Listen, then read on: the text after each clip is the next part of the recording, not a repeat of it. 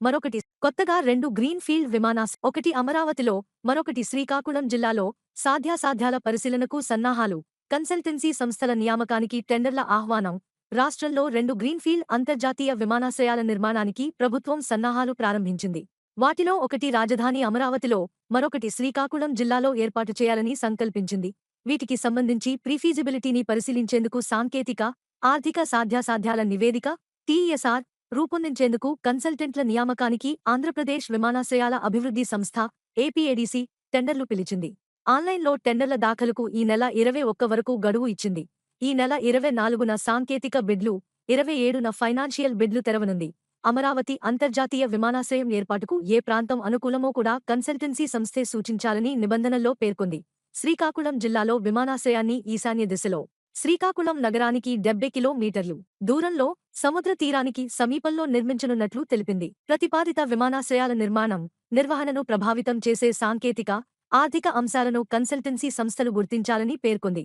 తాజా మార్గదర్శకాలకు అనుగుణంగా విమానాశ్రయాల నిర్మాణానికి concept master plan, financial model, project స్ట్రక్చర్లను సిద్ధం చేయాలని, పర్యావరణ, సామాజిక ప్రభావ అధ్యయనాలు నిర్వహించాలని సూచించింది.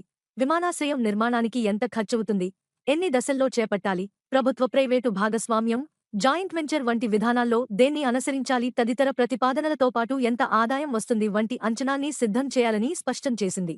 మార్కెట్ డిమాండ్ పైన సర్వే, విమానాశ్రయాలున్న ప్రాంతాలను ఏవియేషన్ హబ్లుగా తీర్చిదిద్దేందుకు వైమానిక, రక్షణరంగ తయారీ పరిశ్రమల అభివృద్ధికి ఉన్నవకాశాలపై కూడా కన్సల్టెన్సీ సంస్థలు అధ్యయనం చేయాలని ఏపీఏడీసీ తెలిపింది.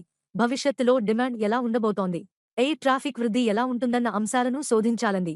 ప్రభుత్వం నుంచి ఆర్థిక, ఇతరత్రా ఎలాంటి ప్రోత్సాహకాలు ఉండాలో కూడా సూచించాలని తెలిపింది. విమానాశ్రయాలకు ప్రాంతీయ అనుసంధానత, భవిష్యత్తులో ప్రయాణికులు అవరోధాలు లేకుండా సులభంగా ఎయిర్ పోర్టులకు చేరుకునేందుకు అభివృద్ధి చేయాల్సిన రవాణా మార్గాలపైన కన్సల్టెన్సీ సంస్థలు నివేదిక ఇవ్వాలని సూచించింది. 35 ఏళ్ల అవసరాలకు సరిపడా కాన్సెప్ట్ మాస్టర్ ప్లాన్, విమానాశ్రయాలకు సంబంధించి రాబోయే 35 ఏళ్ల ట్రాఫిక్ అవసరాలను దృష్టిలో ఉంచుకుని కాన్సెప్ట్ మాస్టర్ ప్లాన్ రూపొందించాలని. రన్వేలు, టాక్సీవేలు ఎన్ని ఉండాలి, అవి ఎంత పొడవు ఉండాలి, ఎయిర్ క్రాఫ్ట్ పార్కింగ్ స్టాండ్లు ఎన్ని అవసరం, ఎలాంటి విమానాలు నిలిపేందుకు ఏ తరహా స్టాండ్లు ఉండాలి, ప్యాసింజర్, కార్గో టెర్మినళ్లు ఎలా ఉండాలి వంటి అంశాలన్నీ మాస్టర్ ప్లాన్లో ఉండాలని తెలిపింది. విమానాశ్రయాలకు ఇతరత్రా మార్గాల్లో ఆదాయం, నాన్ ఏవియేషన్ రెవెన్యూ వచ్చేందుకు అవసరమైన నిర్మాణాలు చేపట్టేందుకు ఎంత భూమి అవసరం తదితర సమస్త సమాచారాన్ని కన్సల్టెన్సీ సంస్థలు తమ నివేదికల్లో పొందుపరచాలని ఏపీఏడీసీ పేర్కొంది.